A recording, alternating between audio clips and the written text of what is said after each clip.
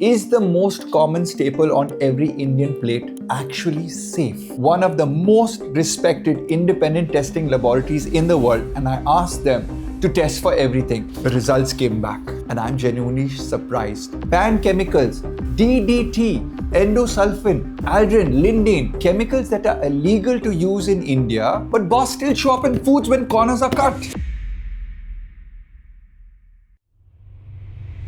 One question changed how I look at everything I eat. I'm Ryan. I've been a nutritionist for years. I've counseled hundreds of patients. I've given diet plans, meal recommendations, supplement protocols too. But one day I asked myself something I never actually stopped to think about. Can I test my rice? Not the brand, not the label, not what someone's marketing team wants me to believe. Actually send it to a lab, get real numbers and find out, is the most common staple on every Indian plate actually safe? That question became a series. Because if I'm recommending food to my patients, to people managing diabetes, to parents feeding their kids, to athletes, to people trying to heal, I need to know what's in it. Not guess, not trust, no. So I started the Staples series, one staple at a time. Tested, analyzed, no filters. The most eaten food in India. The one thing almost every Indian has at least once a day. I picked up a rice that was being talked about, village rice,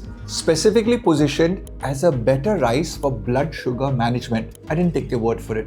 I sent it to Intertech, one of the most respected independent testing laboratories in the world, not affiliated with the brand, no agenda, just science, from my desk, and I asked them to test for everything. I have the results, and I mean I tested everything. Over 236 pesticides, herbicides, fungicides, insecticides, compounds used during farming that just don't wash off. Heavy metals, lead, arsenic, cadmium, mercury, the ones that accumulate in your body silently year after year and show up as diseases decades later. Banned chemicals, DDT, endosulfan, aldrin, lindane, chemicals that are illegal to use in India, but boss still show up in foods when corners are cut. Aflatoxins, carcinogenic mold toxins, extremely common in stored grains. Most people have never even heard of them. Natural toxins, safflone, hydrocyanic acid. And so, I wanted to leave zero room for doubt. The results came back, and I'm genuinely surprised. Every heavy metal, lead, arsenic, cadmium, mercury, not detected. Every single banned chemical they test for, not detected. Aflatoxins and mold toxins, not detected. I've been in nutrition long enough to know this result is not common. This is genuinely rare. Now, one thing that did show up, copper 2.14 milligrams per kg.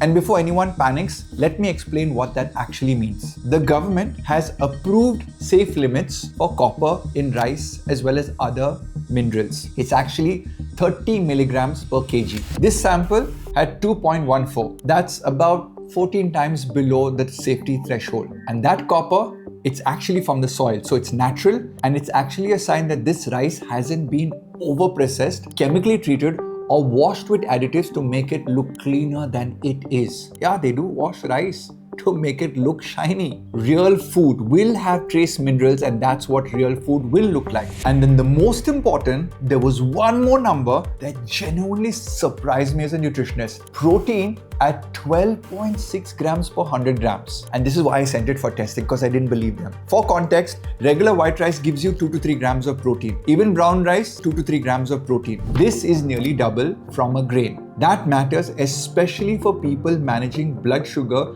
where protein slows down glucose absorption and keeps you fuller longer. My father is a diabetic. I've put him on this rice. I eat this myself. And I don't say this about many products because I don't test many products this deeply. But I eat rice every day, right? So I needed to be sure. But when I have a lab report from Intertech in my hand, when I can look at 236 compounds and see not detected across the board, that's when I feel like I can generally stand behind something. This is what I owe my patients. This is what I owe the people who follow me. Not opinions, evidence. This is episode 1 of the Staples series. Next, we would go deeper. More staples, more labs, more numbers. Because every Indian deserves to know what's actually on their plate. And this is my responsibility to you. By the way, this entire testing was funded by me personally. There was no brand, there was no government agency backing me in this study. This is purely independent. So if you want to buy this rice The link will be in the description along with the link to see and access this entire report. So if you feel somebody needs this video, please share with them. And if you want to see more work coming out on us testing products, all you have to do is subscribe to my channel. It gives me confidence that this is what you really want to see and no algorithm is actually controlling you. You genuinely want this information.